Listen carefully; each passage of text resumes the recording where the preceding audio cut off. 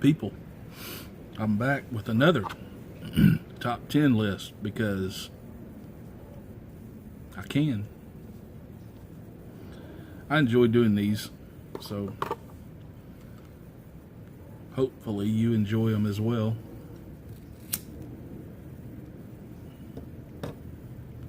Smoking some Haunted Bookshop.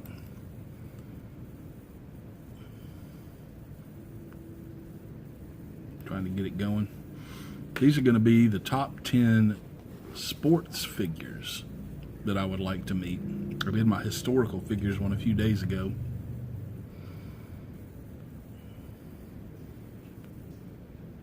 These are not based on necessarily their performance as a sports person, but on who I perceive them to be as people.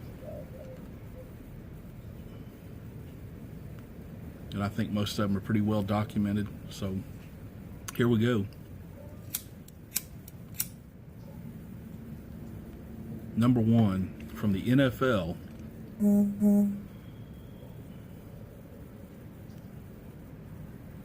You guessed who it's going to be yet? Tony Dungy. Tony Dungy.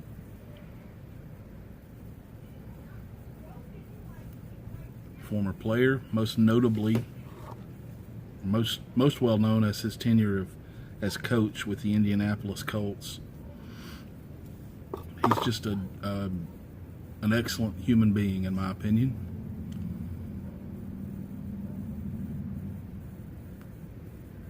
We share a lot of the same opinions and beliefs regarding faith, and I think he would be an excellent person to sit down and talk to for a little while. Not ashamed of what he believes or what he says, and he shouldn't be. Has character, wit.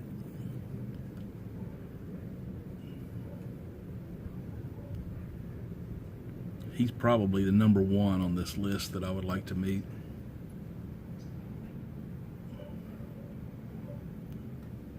Number 2, Richard Petty from NASCAR. He was absolutely my childhood hero. Used to love to watch him, listen to him talk, and everything about him I thought was wonderful. And I still believe that. He's just a down-to-earth, good old guy from North Carolina. Has common sense, wisdom, definitely humor.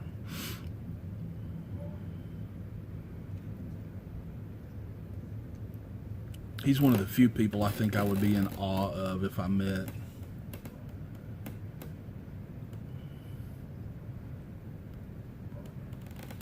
Number 3 from the baseball world, greatest pitcher of all time.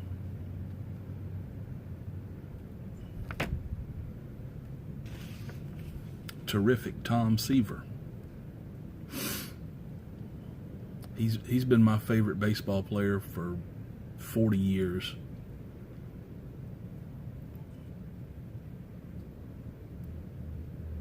He was a joy to watch. I actually got to see him pitch back in the early, mid-70s, 75. He was playing for the Reds at the time. Got his 20th win that day.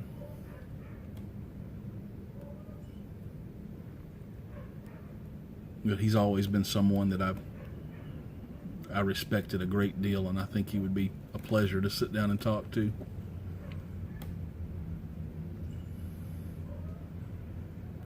I'm probably going to say that about every one of these people. Number 4 from the football world again. One of the greatest running backs ever. Probably the best businessman the NFL has ever known. Got his head on his shoulders. Walter Payton.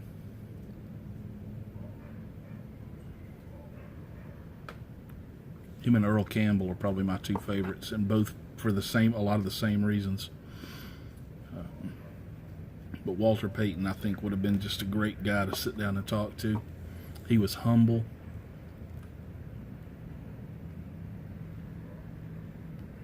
You don't find that quality in a lot of people in that profession, but he definitely possessed it.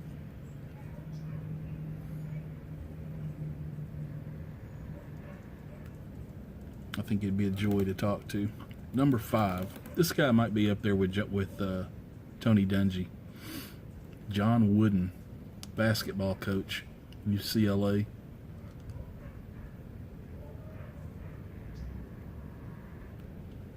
I wrote him a couple of letters when he was still with us, hoping he would write me back. But I was probably one of about 5,000 people a week that wrote him a letter. But he, I think, is probably one of the wisest people in the sports world ever. Not only was he a great coach, he had standards, he had morals, he had conviction. He didn't take crap from anybody. It was his way or the highway, and his way was the best way. Look at his record.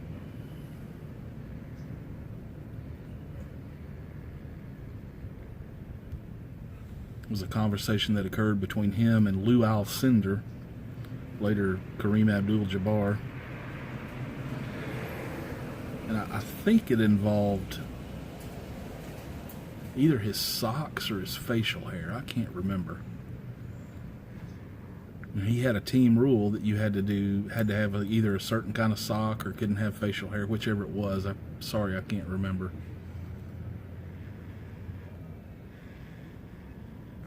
And Lou Alcindor told him he wasn't going to do it. And John Wooden said, "Well, I wish you the best in your career, but you can't play for me." And Lou Alcindor very quickly changed his mind.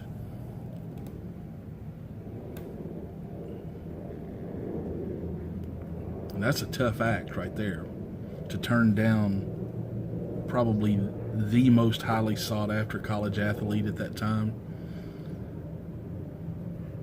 and do it not with apprehension, just pure, this is the way we do it here. If you want to participate, I'll be glad to be your coach. Otherwise, there's a lot of other schools that would like to have you as well.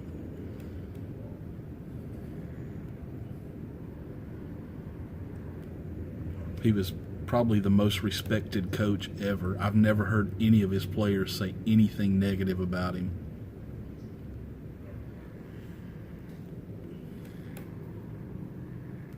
Number 6 from the world of ice hockey.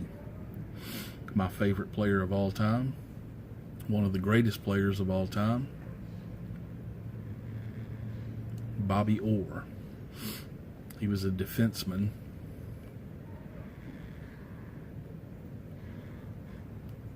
For those of you that might not know, he's the guy in that photograph where he's flying through the air after scoring a game-winning, Stanley Cup winning goal. Just a great human being, in my opinion. Every time I've ever heard him speak, it's been, quality stuff. The man knows what he's talking about. He does it with a great demeanor. From what I understand, he's very approachable.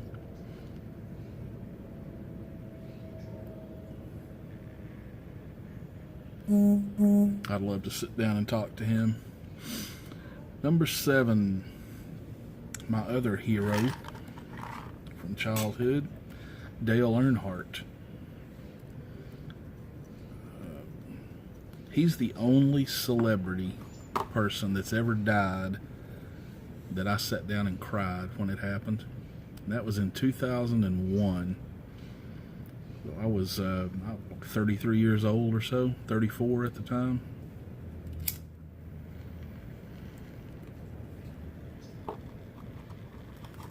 He had a way with connecting with his fans almost unlike anybody else that I've ever seen.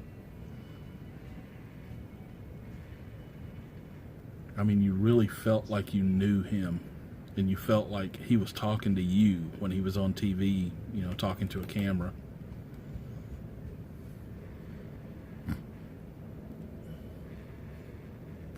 I miss him a great deal.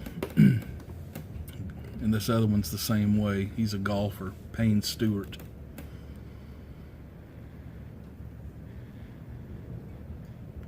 He caught a lot of flack early in his career for being kind of a hot shot, hot-headed kind of guy. And he had a change in his life. Became a man of God.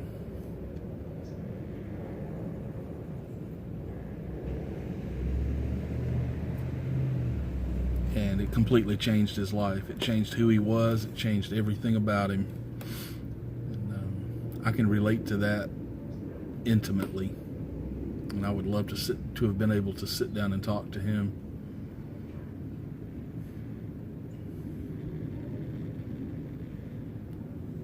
Both of these next two are golfers as well.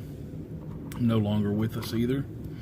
Ben Hogan, probably the greatest golfer of all time, or in my book.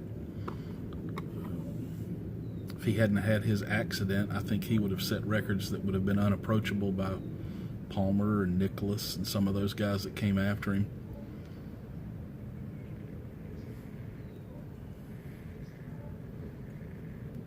He also was assailed as a nasty dude, unapproachable, very private. He was very shy. He was a golfer. He wasn't a public personality. And he's got a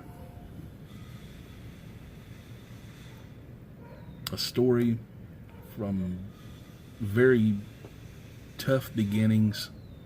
He had a tragedy early in his life, and he overcame all that. He overcame a horrific accident.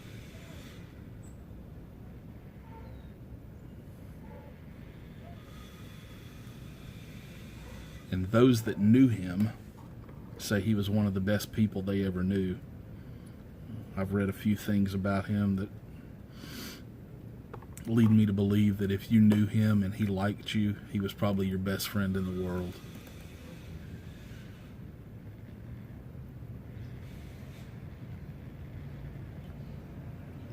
That's that one. The next one is Byron Nelson, also a golfer.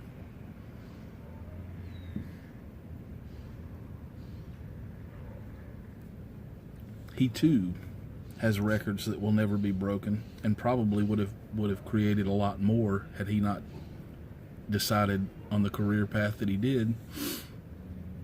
Once he made enough money to build his ranch, that's what he did.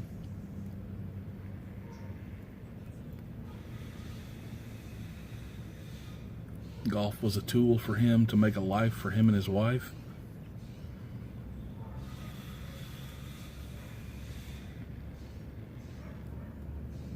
He was a man of great conviction.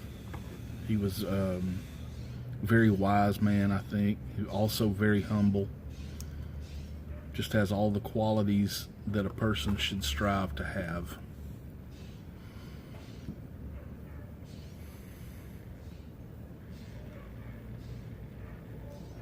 I think I could learn a lot about myself and a lot about life sitting down and talking to somebody like that.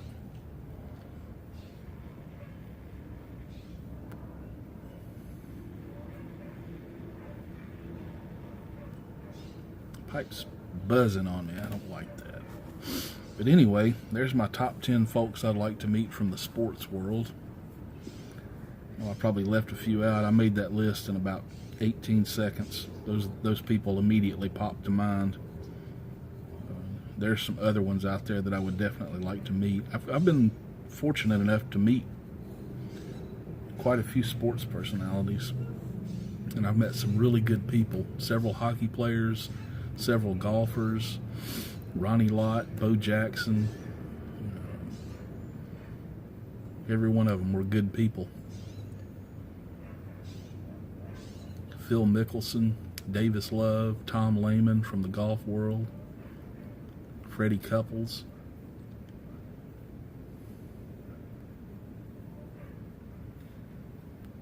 But anyway, there you have it. So who are some that you would like to meet? Who are some sports personalities that you think would be good people to sit down and talk to for whatever reason? Let me know. Let me know what you think about those. I'm going to go take my own advice. I'm going to ignore the hype and enjoy this pipe.